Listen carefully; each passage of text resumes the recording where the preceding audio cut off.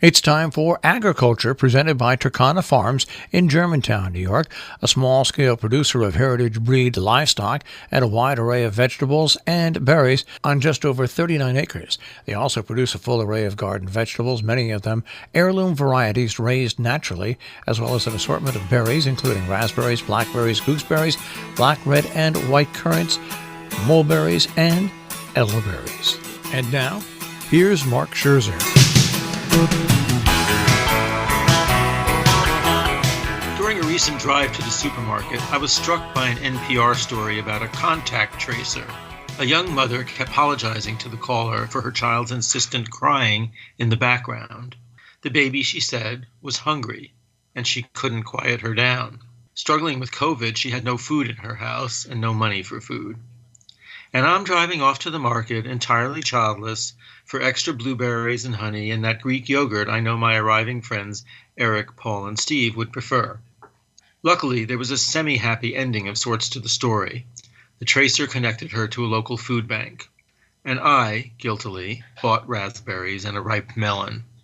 Between the holidays and trying to salvage all that meat from my broken freezer, I've been eating and drinking like a fat king. Hanukkah potato latkes, Christmas Eve caviar and vodka, homemade pasta, fancy meat pies. Hunger, real hunger, feels like a foreign concept now. I can't remember the last time I skipped a meal that I wanted, or even fasted for Yom Kippur. Having my guests would mean even more indulgence, even fancier meals with elaborate desserts.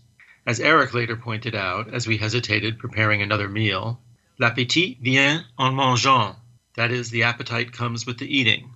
And it did. But I've also been following the periodic pulse surveys from the U.S. Census Bureau, tracking the effects of the COVID-19 pandemic on social well-being. Clearly, not everyone shares my privilege to find solace and joy in food. An analysis by the Center on Budget and Policy Priorities recently summed it up. Some 27 million adults, 13% of all adults in the country, reported that their households sometimes or often didn't have enough to eat in the last 7 days, according to the Household Pulse Survey data collected November 25th through December 7th. A dramatic increase in food insecurity from pre-pandemic levels. Families with children were even worse off than most. Hunger affects somewhere between 7 and 13 million American children. The vast majority of those facing hunger, 86%, just simply lack the money to buy food, as simple as it seems unimaginable. Some help may be on the way. The 2021 appropriations bill that President Trump at first refused and then obstructed and finally reluctantly signed last week includes about $7 billion to increase SNAP, that's food stamp benefits, by 15% through June 30th, 2021, and will broaden program eligibility. It also has money to support food banks, which helps undocumented residents who can't qualify for SNAP benefits and people in urgent situations. It includes small changes such as adding direct sale producers and farmers markets to online SNAP and a program to incentivize SNAP participants to purchase fruits and vegetables from farmers markets. It's a full turnaround from Trump's initial budget proposals, which included $60 billion in cuts to SNAP over 10 years and wanted to withhold 40% of already allocated SNAP benefits. In place of those, they wanted to create bulk packages of surplus food so the needy would get no choice in the food that they consumed. This was all after, of course, all the administrative changes the Trump administration had already made to restrict access to food stamps. It's like that eating and appetite thing Steve asked. Does acting evil and cruel make you actually hungry to be even more vicious?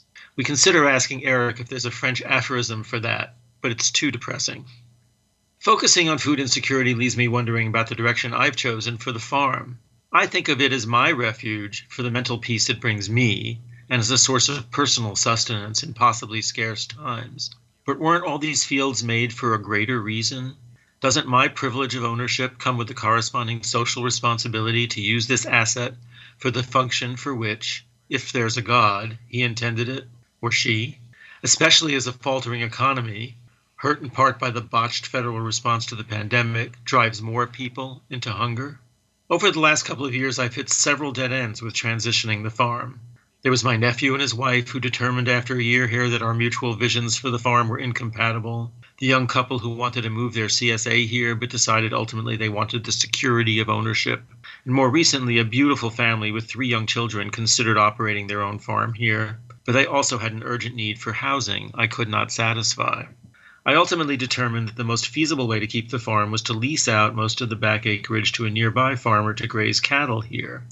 And so I am doing. It requires no significant new investment or work on my part. It allows me to keep a small number of sheep and pigs, and to raise chickens and turkeys and garden on the front acreage. And the cattle are beautiful animals who I enjoy watching graze.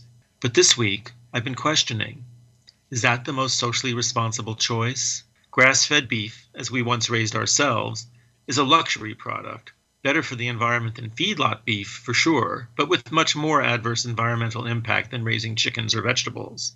And it's certainly not the answer to feeding the world's hungry. Not that I ever expected to have that answer. But could I do more?